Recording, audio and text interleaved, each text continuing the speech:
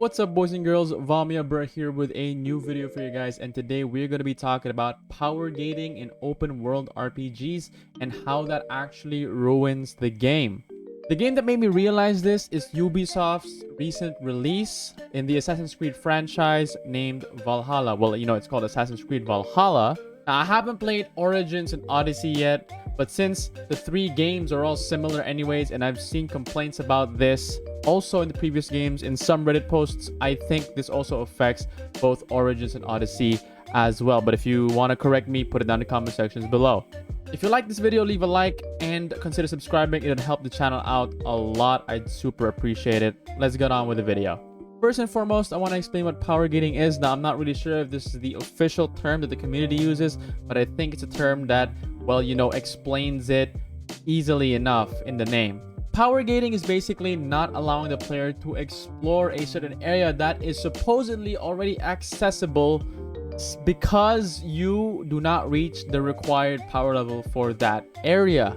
In the case of Assassin's Creed Valhalla, you can explore the whole map right out of the get-go, but they will have warning signs-ish on them with a recommended power that will be significantly higher than yours. This means that you can roam around the area, but as soon as you find an enemy, which, by the way, would look exactly the same as the ones that you've been killing in the power level areas that are within your range, as soon as you fight an enemy like that, you will most likely die.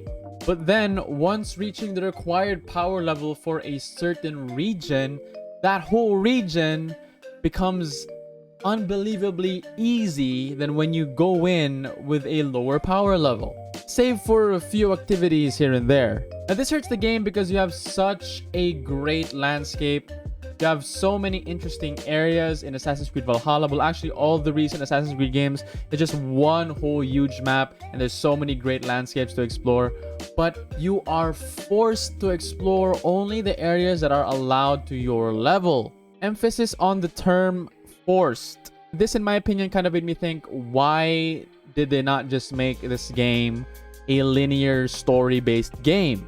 If I would be forced to explore areas and complete main missions like in some kind of linear fashion, because I can only explore certain areas that are within my power level, correct?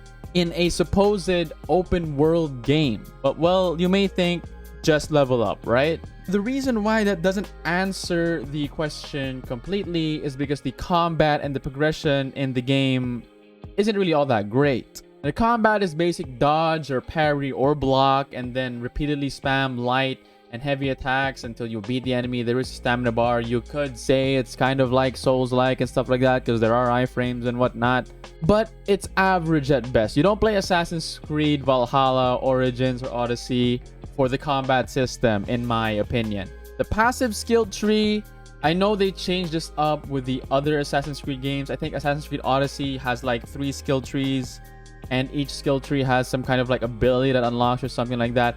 Here in Assassin's Creed Valhalla, they changed it up. The passive skill tree is more of like a passive skill web-ish kind of thing, similar to what you'd see to games like Path of Exile, maybe Wolcen Lords of Mayhem, something like that, which means every node that you unlock for your character will only increase the strength minimally. There's only going to be a small increase in stats every time you level up, and every time you level up, you only gain 2 points. Fighting enemies over and over doesn't really solve this problem because most enemies only give you 10 to 50 experience points, and you're going to need thousands of experience points to level up. So what is your main way to level up? Your main way to level up is going to be exploring the landscape for these mysteries, wealth nodes, and artifacts.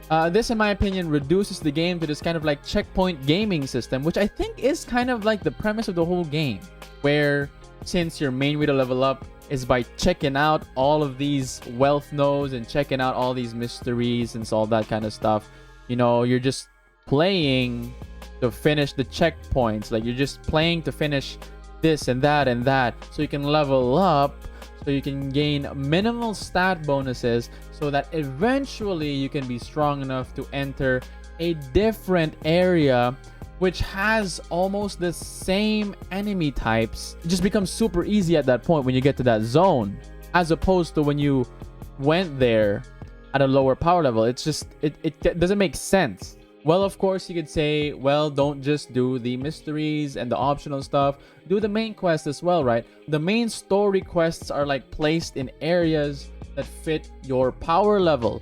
So which means you're kind of going to be progressing through the areas linearly. Now, that really sealed the deal for me to think that maybe they really should have just made this a linear story kind of game. Now, add that in with a combination of game-breaking bugs, which in fact, some of them don't allow you to progress the in-game main story. Well, it just kind of made me feel like, you know what? I'm just going to put the game down for a while. And a little bit more to add on that, Ubisoft knows these bugs exist. A lot of people have been complaining on their forums. It's just that they haven't fixed it yet. I know updates are rolling out, but I don't know why some of these bugs haven't been fixed, especially knowing how game-breaking they are. Some people have lost hours, tens of hours of gameplay because they had to restart and all that kind of stuff. You know what I mean? So I don't know why Ubisoft's not fixing this just yet. I'm saying this because I like the game. I know I said I haven't played Origins or Odyssey before, and the real selling point that made me buy this game was the Viking aspect of it. But I kind of learned to love it. You know, they really did hit the Viking aesthetic really well, so I really want to finish this game. But again, with the bugs and the power gating, it just doesn't hook me enough to be able to continue through the game, because it just feels like I'm just hitting checkpoints to get stronger. And like these nodes that help me get stronger don't really help me get that much stronger every time I level up. Like, you don't feel the progression. If you want to make an open world game, make it truly open world.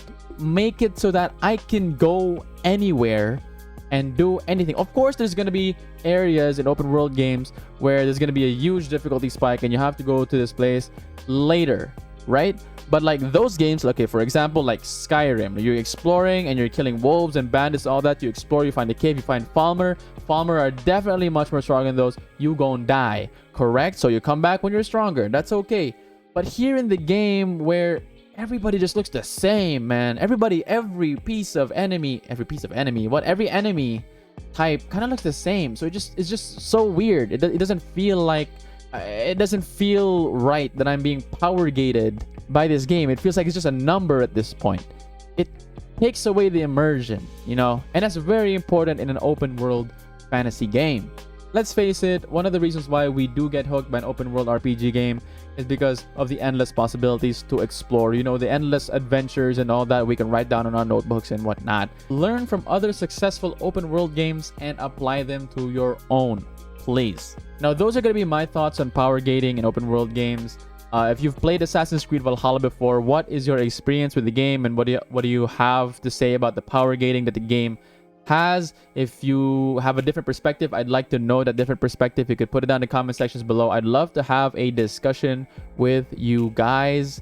You know, maybe it's just me, you know, I don't know. Who knows? I'm just stating out my opinion. But if you've reached this part of the video, thank you so much for watching. I appreciate the support. If you did like the video, again, please do leave a like and consider subscribing. I'm going to be talking about games like this. But if there's something you guys want me to talk about, put it down in the comment sections below. Or you can join my Discord and give me suggestions over there. I'll see you guys in the next one. I love you guys so much. Take care. Have a great rest of the day. Peace out.